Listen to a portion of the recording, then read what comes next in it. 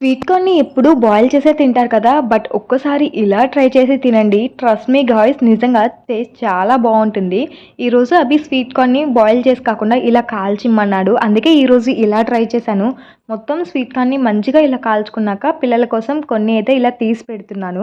అభి, ఐరా ఫుల్‌గా ఎంజాయ్ చేశారు. And sweet corn taste కూడా నెక్స్ట్ లెవెల్ అనిపిచ్చింది. బాగా అనిపిచ్చింది తినేటప్పుడు కూడా. చాలా టేస్టీగా అనిపిచ్చాయి. అందరం అలా ఈవినింగ్ టైంలో ముచ్చట్లు పెట్టుకుంటూ కూర్చున్నాము. ఈవినింగ్ టైంలో ఇలా మంచిగా కూర్చొని బయట స్వీట్ కార్న్ కానీ, ఏదైనా స్నాక్స్ తింటూ ఉంటే నిజంగా చాలా బావుంటుంది. అండ్ అభి అయితే ఫుల్‌గా ఎంజాయ్ చేస్తున్నాడు స్వీట్ కార్న్‌తో. తను మాటలు చెప్తూనే ఉన్నాడు స్వీట్ కార్న్ గురించి. ఎలా ఉడకబెట్టాలి, ఏంటి అన్నీ. ఇందులో ఐరా ప్రేమ పొంగుకొచ్చేస్తుందన్నమాట. అన్నకు గూడా స్వీట్ కార్న్ పెడుతుంది. ఈ మధ్య ప్రేమ ఎక్కువైపోయింది వీళ్ళిద్దరికీ. అభి, నేను ఒక స్వీట్ కార్న్‌ని హాఫ్ హాఫ్ తీసుకున్నాము. నా స్వీట్ కార్న్ ఆల్మోస్ట్ అయిపోవచ్చింది. ఇక ఎండ్‌కొచ్చింది. బట్ అభి స్వీట్ కార్న్ ఇంకా అలాగే ఉంది. అభిని డైవర్ట్ చేసి తన స్వీట్ కార్న్ నేను తీసుకున్నాను.